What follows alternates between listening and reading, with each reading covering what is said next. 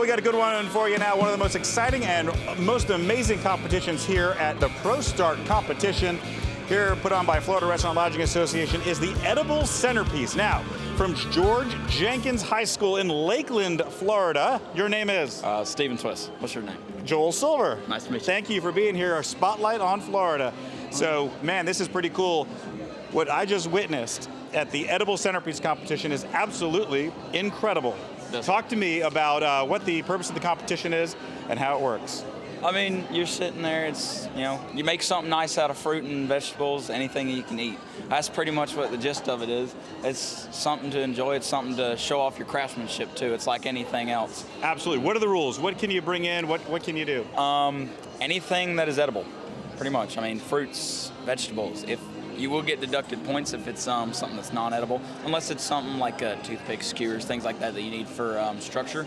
But if you were going to use something like little fake flowers, they'll take off points for that. Edible flowers are allowed. All right, I saw a lot of those today. So tell me what you did for your competition. I made a rose, a bouquet out of watermelon, pineapples, all than that. It started off as I knew I wanted to do edible centerpiece for competition because this is my senior year. We recently just switched over to doing ProStart. We had done FCCLA for the past however long before I joined the academy and the club, and I'd never done competition. It was just something I never did, and so we switched over to here, and I knew I wanted to do something, and edible centerpiece really caught my eye. So it's like, okay, I'll do it, and started practicing on different fruits. And I had taken watermelon and kind of carved these roses out of them, and I didn't know exactly how I wanted to fit it into my final product. So me and my teacher, Miss Scott, sat down and talked about it a little, and I came out with turning it into a bouquet. So took the watermelon, kind of cut the bottom off of it, and then turned it into a nice the rose head, and then take 2 pineapples, slice them, run your dowels through them, put your rose head on top, and then Swiss chard, kale, cilantro, all that to kind of give it the greenery look of it. A little butternut squash to run a band around to hide the intersection of where the 2 pineapples meet. Some radishes to give it little flowers, look like they kind of look like cactus flowers, which isn't necessarily what I was going for, but it's something I thought of, and they look very nice. A little greenery at the bottom to sit there and make it look pretty, and also hide the fact that you just slice the pineapple right there. And that's what it was. It was a very nice bouquet of rose, singular. But I'm very happy with it.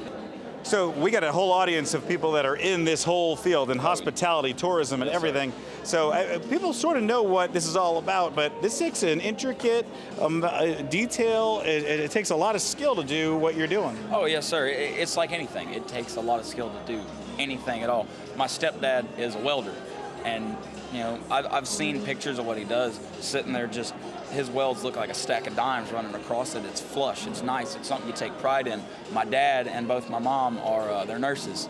My dad, he did 20 years in the ER, sit there, run IVs. A lot of people use ultrasound machine, find the vein, do it just right, like that. He'd never do that. He always ran his by hand, and he would hit every time. So when I'm thinking, it's anything. It's a level of craftsmanship and pride that you take in it. And like my stepdad told me one time, it doesn't matter if anybody else sees it. It could just be me in a room doing this just for myself. You want it to look right, because say you mess something up here, and that's the thing. It's wrong. Nobody else will. Nobody else will ever see it. But it's wrong. And if you will hold yourself accountable and you will make sure that everything you do is up to your standards and you hold your standards high, everything will look right and everything will be presentable in the end. It doesn't matter what others think. How's that for a mind? What year are you in school? I'm a senior. Okay. What are you going to do after school? I'm going to 4 years at Polk State. It's one of the local colleges around Lakeland. And after that, I plan on going into the Coast Guard to do search and rescue. I want to fly helicopters. Wow. That is incredible. All right, so what do you think, from you and other people what can the industry do to help you get into this industry, and what do you all want to see? Just help, honestly.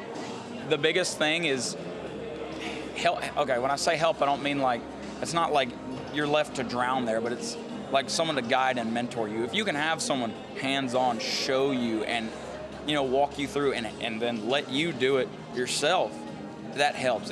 That's the biggest thing, I think, is just having someone guide you, someone to show you what to do. Because it always, like trying to figure out things on your own with no sort of guidance is not good, and it doesn't work. I would never have been able to do what I did there if it wasn't for Ms. Scott, my teacher, showing me and helping me. And some of the guidance and some of the points that I was given from some of the judges there, it helps. Just having people that are knowledgeable and experienced in the industry showing you and kind of giving you little tips here and there. It doesn't have to be anything grand. It can just be little tips here, little tricks, just little things that they've learned. It helps, and that's with anything. It just helps. Is the biggest thing I can it's say. amazing, your outlook on life. I like it. As a senior in high school, you seem to have it all together up in the head. Yes, sir. And it seems like you got a good future. Yes, sir. Thank you. I try. I kind of know what I want to do because my dad has instilled it in me that it's like, you know, kind of have a plan and just have backup plans too for the future. He's told me before, he's like, I don't want you to struggle.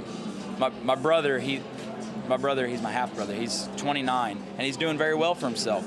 He's a construction foreman and he makes good money. He has a good living, but he had to struggle to get there. He didn't finish high school. He dropped out and he got his GED, and he had to sit there and struggle and bust his tail to get where he was. He was 18, 19 working on a construction crew, and he's done it up till now. So he's sat there, he's faced the hardships. And my dad, he loves him. He loves him to death. He's not his son, but he loves him. And he's told me before, he's like, your brother has done well for himself, and I'm proud of him. But I also want you to take what he has done and how he has gone about his life as an example of, you know, I want you to be smart and set yourself up for success so that way you don't have to, you know, struggle like he did, like my dad did. He joined the Army out of high school because he lived in Bowling Green in, you know, the 70s and 80s. So there was nothing out there. There's still nothing out there. He joined the Army because it was the only option he had. He doesn't want that. I feel like we need to get your dad on here. I mean, he sounds like a guy with a lot of good advice. Yes, sir. I really do. Things to say. I look up to him. He's one of the most. He sounds like a great guy in my life. All right, to wrap it up, what do you think about the Florida Restaurant Lodging Association putting on this ProStart event? What do you think about ProStart all in all? Tell me your thoughts. Oh, I think this is amazing. I am so glad and honored to be here. It's one of the things. It's nice. I would, if you would have told me in my freshman year, yeah, you'll be here in Orlando doing this competition, I wouldn't really believe you because, like, why would I be here? It's great when people like this put on events like this for you to show what you know, but also you're showing what you know, but you're also honing your talents because the pressure of competition and getting thrown into the fire, it helps. Stress is something that you're always going to feel. I do track and cross country. I've ran races thousands, hundreds of times, you know, and you're always stressed. As soon as you step on the line, you feel it. And it requires you to put on your best performance. That's amazing. So I'm glad that they threw this event, and I'm glad I could be here. We're glad you could be here too. Unbelievable. Thank you for that interview, and thank you for being a part of the competition. I'm glad you had me here. Thank you, You did a fantastic job, and everybody that participated in that edible centerpiece did a great job. They very much did. I was watching as I sat there and carved, and before I was carving, before I was starting, the things that everyone has done, I walked through and saw. Everyone here is very talented. Otherwise, they wouldn't be here, frankly. We got some great talent in this state. If you need to know anything about any of these folks, make sure you give me a call. Let me know. Send me an email. We'll get you in touch with these guys. They all need jobs soon, so give them a job. All right, thanks so much. That's going to wrap it up for this interview. You had me. All right, Thank you. Good job.